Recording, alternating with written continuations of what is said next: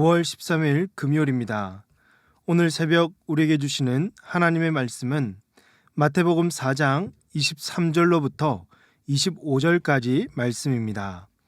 예수께서 온 갈릴리에 두루 다니사 그들의 회당에서 가르치시며 천국 복음을 전파하시며 백성 중에 모든 병과 모든 약한 것을 고치시니 그의 소문이 온 수리아에 퍼진지라. 사람들이 모든 앓는 자 곧 각종 병에 걸려서 고통당하는 자, 귀신 들린 자, 간질하는 자, 중풍병자들을 데려오니 그들을 고치시더라. 갈릴리와 데가볼리와 예루살렘과 유대와 요단강 건너편에서 수많은 무리가 따르니라. 아멘. 예수님은 세례 요한이 감옥에 갇힌 소식을 들으시고 본격적으로 하나님 나라의 복음을 전파하기 시작하셨는데요. 예수님께서 전한 복음은 이것이죠. 회개하라, 천국이 가까이 왔느니라 였습니다. 그리고 제일 먼저 하신 사역이 제자들을 부르는 일이었죠.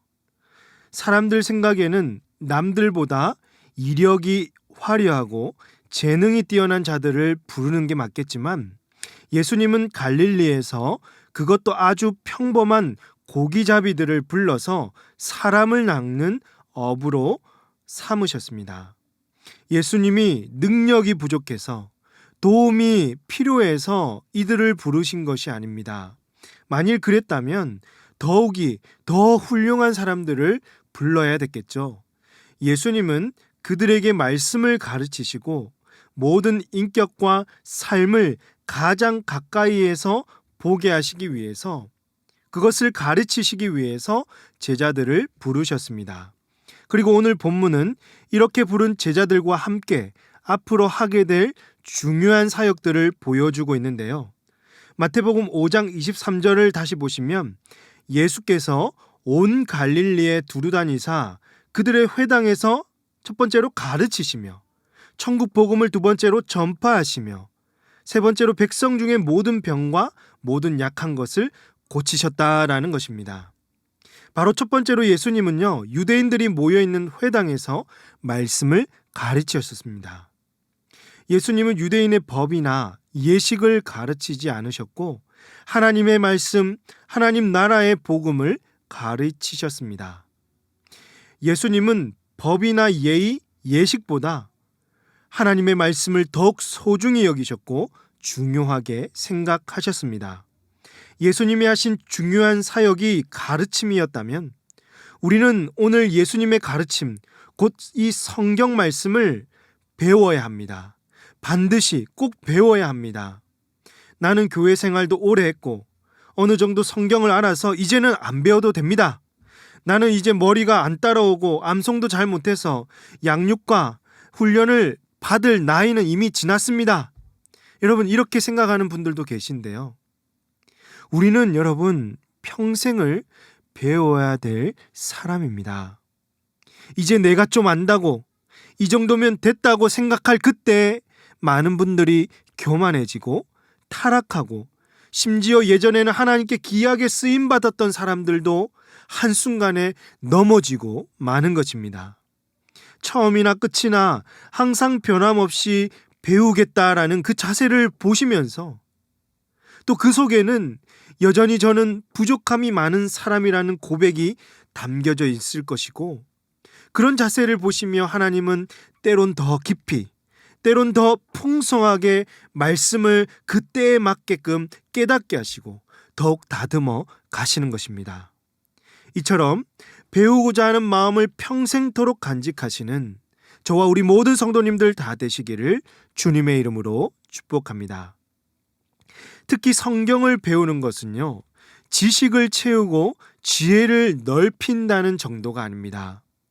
성경을 통해서 지식과 지혜만을 채우다 보면 이 머리만 커져서 어느 순간에는 은혜가 사라지고 결국 교만하고 사람들을 향한 정죄만 남게 되는 것이죠. 예수님은 제자들에게 말씀을 가르치실 때 입으로만 가르치신 것이 아니라 직접 행동으로 보여주시면서 삶으로 가장 가까이에서 보여주시고 가르쳐 주셨습니다. 제자들과 동고동락하시면서 말씀에 순종하는 삶을 보여주셨던 것입니다. 그래서 성경을 배우는 것은 하나님의 말씀을 배우고 그 말씀대로 순종하는 법을 배우는 것입니다. 죽은 지식이 아니라 삶 속에서 드러나는 산 지식을 배우는 것이죠. 그래서 저희 교회는요, 공부라는 말보다는 훈련이라는 말을 사용합니다. 제자 양육, 제자 훈련, 사역 훈련, 이렇게 평신도 훈련은 공부하는 게 아니에요. 예수님의 제자로 세워지고 예수님을 닮아가는 훈련을 하는 것입니다. 이것을 이루기 위해서 16주 또는 1년 동안 소수의 사람들이 소그룹으로 모여서 성경을 읽고 말씀을 암송하고 과제를 하면서 점점 우리의 인격이 변화되고 성숙되고 생활 습관도 변화되고 삶이 변화되어 가는 것이죠. 그러므로 사랑하는 성도 여러분, 말씀을 배우는 자리를 사랑하시고 그 자리를 사모하셔서 예수님을 닮아가는 훈련을 감당해 주십시오. 그 속에서 인격과 삶이 온전하게 변화되는 저와 우리 모든 성도님들 다 되시기를 주님의 이름으로 축복합니다. 두 번째로, 예수님은 천국 복음을 전파하셨습니다. 이때 전파라는 단어는 케리그마라는 단어를 사용해서 다른 말로 사용하면 천국 복음을 선포한다라고 할 수 있습니다. 말씀을 선포하는 것은요, 일방적인 선언이죠. 죄인된 인간은 앞서 살핀 가르침, 훈련만으로는 인격이 변화될 수 없습니다. 말씀이 선포되는 현장에서 성도들이 그 말씀을 들으며 자신의 죄에 대해서 회개하고 성령께서 주권적으로 역사하셔서 사람들을 변화시켜 주시는 것입니다. 하나님은 세우신 자들을 통해 말씀을 선포하게 하셨고 그 속에서 구원의 역사와 생명의 역사를 일으키십니다. 그러므로 오늘 저희들은 말씀이 선포되는 현장을 기뻐해야 하며 말씀을 통해 역사하시는 성령의 임재를 경험해야 합니다. 선포되는 말씀 앞에서 우리에게 어떤 이해가 필요한 것이 아니라 순종과 헌신이 필요합니다. 예를 들어서 하나님의 아들 예수 그리스도께서 나를 구원하시기 위해서 대속제물이 되셨고 십자가에 죽으셨으며 3일 만에 부활하셨습니다. 이런 예수님이 우리의 길과 진리와 생명이 되십니다라고 선포했을 때 우리에게 이 말씀에 대한 어떤 이해가 필요한 게 아니죠.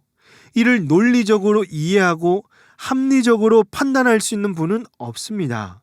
그 어떤 수학 공식과 과학적인 풀이를 하더라도 예수님께서 나를 위해 죽으시고 3일 만에 부활하셨다. 여러분, 이게 납득이 되지 않는 것이죠. 이는 주님께서 우리를 위해 행하신 일을 믿음으로 받아들여야 하고 자기를 내어 놓음으로써 우리에게 순종과 헌신이 필요한 것입니다. 그러므로 사랑하는 성도 여러분, 말씀이 선포되는 예배 속에서 또 하나님의 말씀 앞에서 성령의 임재를 경험하시고 여러분이 들은 말씀대로 항상 순종과 헌신이 있으시기를 주님의 이름으로 축복합니다. 마지막 세 번째로요, 예수님은 각종 병에 걸려서 고통을 당하는 자, 귀신 들린 자, 간질하는 자, 중풍병자들을 고치시고 모든 약한 것들을 고치셨습니다. 예수님은 사람의 영혼만큼이나 영혼을 담는 그릇, 바로 우리의 육체도 소중하게 여기시며 치료하는 일을 행하셨습니다. 예수님은 사람의 연약함을 누구보다, 심지어 나보다 더 잘 알고 계십니다. 육체의 미약함을 잘 아시고 그에게 나아오는 병든 자들을 불쌍히 여기시고 치유해 주셨습니다. 이처럼 예수님은 육체의 질병을 가지고 온 자들을 고치시는 일을 하셨다면 오늘 우리도 주님 앞에 나아가서 우리의 육체적인 질병을 주님께 맡기고 해방되기를 구해야 하는 것입니다. 또한 교회는 이처럼 육체의 질병에 걸려 치료의 손길이 필요한 자들에게 예수님의 마음으로 다가가서 치유하는 일에 마음과 정성을 쏟아야 하는 것입니다. 이런 의미에서 교회는 누구나 언제든지 나와서 예배드리고 기도할 수 있는 곳이 되어야 합니다.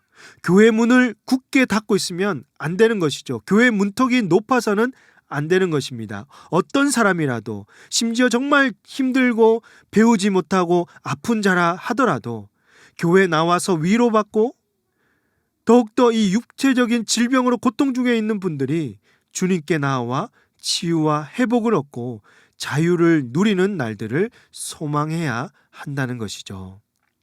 오늘 우리 교회가 이 일을 온전히 감당하는 영광스러운 교회가 될 수 있기를 주님의 이름으로 축복합니다. 기도하시겠습니다. 하나님 아버지, 아무 자격 없는 우리들을 불러주시고 섬길 수 있는 공동체, 예배드릴 수 있는 공동체가 있게 하여 주시니 감사합니다. 우리 주님께서 말씀을 가르치시고 천국 복음을 전파하시며 병든 자들을 치유하신 것처럼 오늘 우리도 말씀을 배우고 삶으로 말씀을 전파하며 병든 자들을 위로하며 주님께로 이끌 수 있도록 은혜를 베풀어 주시옵소서. 우리 교회가 이 일을 잘 감당할 수 있도록 하나님 힘을 더하여 주시고 주의 영광이 찬란하게 빛나는 영광스러운 교회 되게 하여 주시옵소서. 이 모든 말씀 우리 구주 예수님의 이름으로 기도하옵나이다. 아멘. 오늘 말씀을 기억하시며 기도하시고 주간 기도 제목으로 모든 소그룹 모임을 위해서 기도하겠습니다.